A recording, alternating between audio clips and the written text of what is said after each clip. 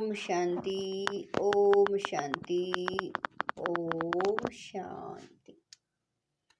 23/1/25 प्रातः मुरली। ओम शांति। बाप दादा मधुबन।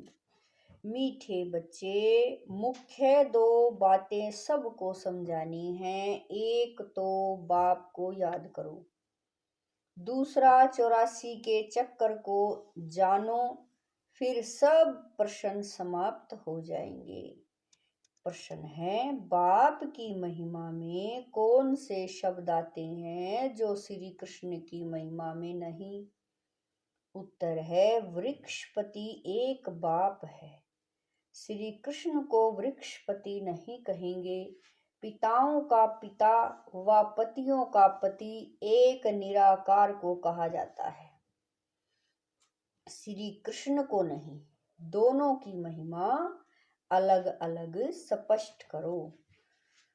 प्रश्न है, तुम बच्चे गांव गांव में कौन सा ढिंडोरा पिटवा दो? उत्तर है, गांव गांव में ढिंडोरा पिटवा दो कि मनुष्य से देवता, नरकवासी से स्वर्गवासी कैसे बन सकते हो। आकर समझो स्थापना विनाश कैसे होता है। आकर समझो। गीत है, तुम ही हो माता पिता, तुम ही हो बंधु सखा तुम। ओम शांति। इस गीत के पिछाड़ी की जो लाइन आती है, तुम ही नैया तुम ही खिवैया, यह रोंग है। जैसे आप ही पूज्य आप ही पुजारी कहते हैं, यह भी वैसे हो जाता है। ज्ञान की चमक वाले जो होंगे वह झट गीत को बंद कर देंगे, क्योंकि बाप की इंसल्ट हो जाती है। अभी तुम बच्चों को तो नॉलेज मिली है, दूसरे मनुष्यों को यह नॉलेज होती नहीं है। तुमको भी अभी ही मिलती है, फिर कभी होती ही नहीं। गीता के भगवान की नॉलेज पुरुषोत्तम बनने की मिलती है, इतना समझते हैं, परंतु कब मिलती है, कैसे मिलती है, यह भूल जाते हैं। गीता है ही धर्म स्थापन का शास्त्र, और कोई शास्त्र धर्म स्थापन अर्थ नहीं होते हैं। शास्त्र अक्षर भी भारत में ही काम आता है। सर्वशास्त्रमयी शिरोमणि है ही गीता।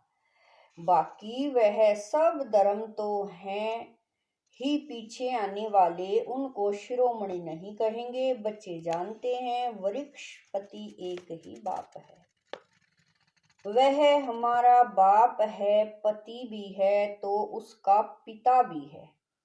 बाबा कह रहे हैं, वह हमारा बाप है, पति भी है तो सबका पिता भी है। उनको पतियों का पति, पिताओं का पिता कहा जाता है। यह महिमा एक निराकार की गाई जाती है। श्री कृष्ण की और निराकार बाप के महिमा की भेंट की जाती है। श्री कृष्ण तो है ही नई दुनिया का प्रिंस, वह फिर पुरानी दुनिया में संगम युग पर राजयोग कैसे सिखलाएंगे। अब बच्चे समझते हैं, हमको भगवान पढ़ा रहे हैं।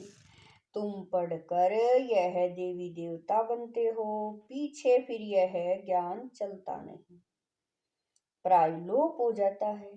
बाकी आटे में लून यानी चित्र जाकर बचते हैं। वास्तव में कोई का चित्र यथार्थ तो है नहीं। पहले पहले बाप का परिचय मिल जाएगा तो तुम कहेंगे यह तो भगवान समझाते हैं, वह तो सब तय ही बताएंगे। तुम प्रश्न क्या पूछेंगे, पहले बाप को तो जानो। बाप आत्माओं को कहते हैं मुझे याद करो, बस दो बातें याद कर लो। बाप कहते हैं मुझे याद करो और 84 के चक्कर को याद करो। बस यह दो मुख्य बातें ही समझानी है। बाप कहते हैं तुम अपने जन्मों को नहीं जानते हो, ब्राह्मण बच्चों को ही कहते हैं, और तो कोई समझ भी न सके। प्रदर्शनी में देखो, कितनी भीड़ लग जाती है, समझते हैं? इतने मनुष्य जाते हैं तो जरूर कुछ देखने की चीज है। घुस पड़ते हैं, एक एक को बैठ समझ आए तो भी मुख थक जाए। तब क्या करना चाहिए? प्रदर्शनी मास भर चलती रहे तो कह सकते हैं आज भीड़ है, कल परसों आना। सो भी जिसको पढ़ाई की चाहना है अथवा मनुष्य से देवता बनना चाहते हैं उनको समझाना है। एक ही यह लक्ष्मी नारायण का चित्र अथवा बैज दिखलाना चाहिए। बाप द्वारा यह विष्णुपुरी का मालिक बन सकते हैं। अभी भीड़ है, सेंटर पर आना। एड्रेस तो लिखी हुई है, बाकी ऐसे ही कह देंगे यह स्वर्ग है, यह नरक है। इससे मनुष्य क्या समझेंगे? टाइम वेस्ट हो जाता है। ऐसे तो पहचान भी नहीं सकते यह बड़ा आदमी है, साहूकार है या गरीब है। आजकल ड्रेस आदि ऐसी पहनते हैं जो कोई भी समझ न सके। पहले पहले तो बाप का परिचय देना है। बाप स्वर्ग की स्थापना करने वाला है, अब यह बनना है। एम ऑब्जेक्ट खड़ी है। बाप कहते हैं ऊंचे ते ऊंच मैं हूं, मुझे याद करो। यह वशीकरण मंत्र है। बाप कहते हैं माँ में कम याद करो तो तुम्हारे विक्रम विनाश होंगे और विष्णुपुरी में आ जाएंगे। इतना तो जरूर समझाना चाहिए। 8-10 रोज प्रदर्शनी को रखना चाहिए। तुम गांव गांव में ढिंडोरा पिटवा दो कि मनुष्य से देवता, नरकवासी से स्वर्गवासी कैसे बन सकते हो। आकर समझो स्थापना विनाश कैसे होता है। आकर समझो। युक्तियां बहुत हैं, तुम बच्चे जानते हो। सतयुग और कलयुग में रात दिन का फर्क है। ब्रह्मा का दिन और ब्रह्मा की रात कहा जाता है। ब्रह्मा का दिन सो विष्णु का, विष्णु का सो ब्रह्मा का। बात एक ही है। ब्रह्मा के भी 84 जन्म, विष्णु के भी 84। सिर्फ इस लीप जन्म का फर्क पड़ जाता है। यह बातें बुद्धि में बिठानी चाहिए। धारणा नहीं होगी तो किसी को समझा कैसे सकेंगे? यह समझाना तो बहुत सहज है। सिर्फ लक्ष्मी नारायण के चित्र के आगे ही यह पॉइंट सुनाओ। बाप द्वारा यह पद पाना है। नरक का विनाश सामने खड़ा है।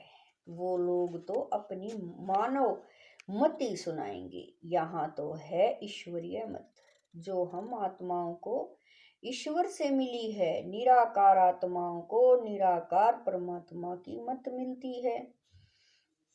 बाकी सब है मानव मत। रात दिन का फर्क है ना। सन्यासी, उदासी आदि कोई भी तो दे न सके। ईश्वरीय मत एक ही बार मिलती है। जब ईश्वर आते हैं तो उनकी मत से हम यह बनते हैं। वह आते ही हैं देवी देवता धर्म की स्थापना करने।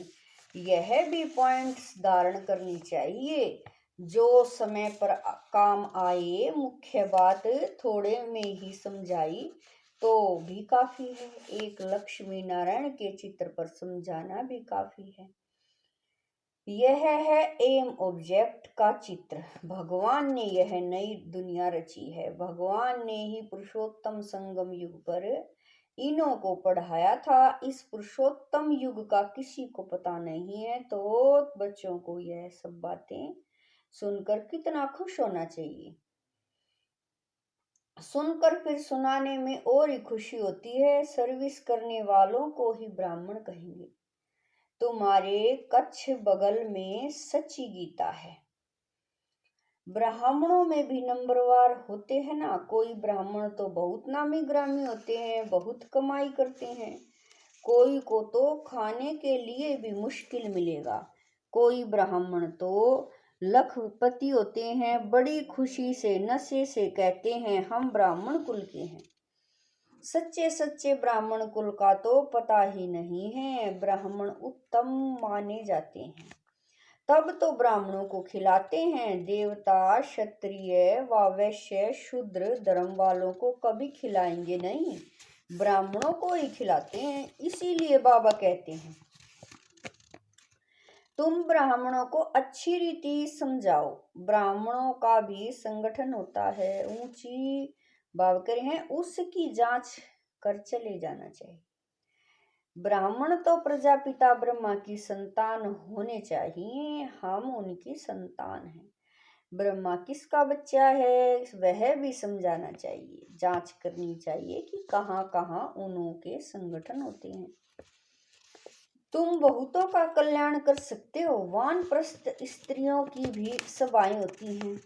बाबा को कोई समाचार थोड़ा ही देते हैं कि हम कहाँ कहाँ गए, सारा जंगल भरा हुआ है, यह तुम जहाँ जाओ शिकार कर आएंगे, प्रजा बना कर आएंगे, राजा भी बना सकते हो। सर्विस तो ढेर है, शाम को 5 बजे छुट्टी मिलती है।